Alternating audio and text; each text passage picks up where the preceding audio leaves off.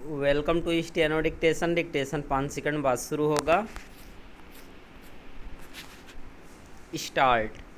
बीते चंद दिनों के अंदर चौथी बार पेट्रोल डीजल के मूल्यों में वृद्धि यही बताती है कि तेल कंपनियों के लिए उनके दाम स्थिर रखना संभव नहीं रह गया है।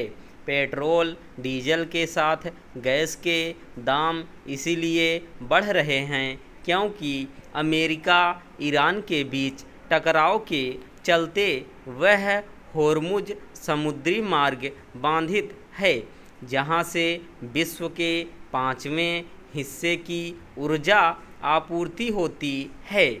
चूँकि भारत अपनी आवश्यकता का 85% से अधिक ईंधन आयात करता है, इसलिए उसके सामने पेट्रोल डीजल गैस के दाम बढ़ाने के अतिरिक्त और कोई उपाय नहीं। जो मजबूरी भारत के समक्ष आ खड़ी हुई है, वही विश्व के अन्य देशों के सामने भी है।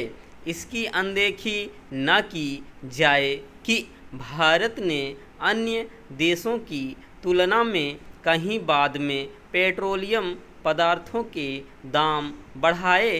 पेट्रोल डीजल और गैस के बढ़ते दामों के बीच वित्त मंत्री निर्मला सीतारमण ने जिस तरह यह कहा कि तेल उर्वरकों और विदेशी मुद्रा पर कड़ी निगाह रखने की ज़रूरत है, उसकी पूर्ति तो सरकार को स्वयं ही करनी होगी। आम जनता इतना अवश्य कर सकती है और उसे करना भी चाहिए कि किफ़ायत बरतने के उन उपायों पर ध्यान दे जो सरकार और विशेष रूप से प्रधानमंत्री की ओर से सुझाए गए हैं। लोगों को यथासंभव इसके प्रति सतर्क रहना चाहिए कि उनके क्रियाकलापों से विदेशी मुद्रा पर बोझ न बढ़े।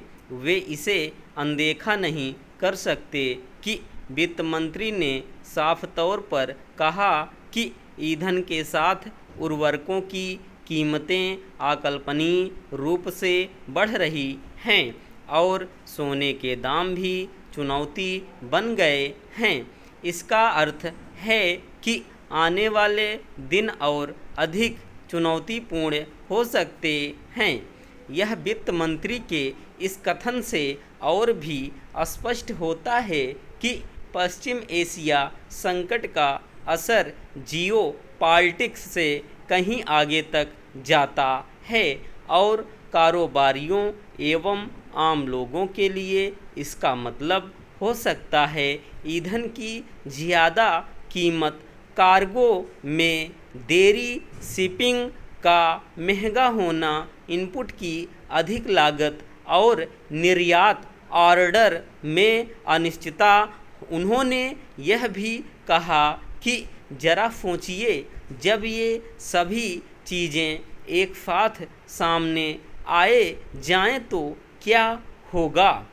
निस्संदेह अच्छा नहीं होगा, लेकिन उनकी इस बात का विपक्षी दलों पर कोई असर नहीं पड़ने वाला कि कुछ लोग डर फैलाने की कोशिश कर रहे हैं और उन्हें ऐसा करने की बजाय लोगों में विश्वास जगाना चाहिए। जब विपक्षी नेता पहले से ही यह माहौल बना रहे हैं कि जानबूझकर महंगाई बढ़ाने वाले काम किए जा रहे हैं, तब यह जिम्मेदारी सरकार की ही है कि वह लोगों को वस्तु स्थिति से अवगत कराए और उनमें यह भरोसा पैदा करे कि तमाम बाहरी चुनौतियों के बावजूद भारतीय अर्थव्यवस्था मजबूत है। उसके लिए यह भी ज़रूरी है कि चुनौतियों से पार पाने के लिए जो ज़रूरी फैसले लेने हैं उनमें देर ना की जाए। स्टॉप।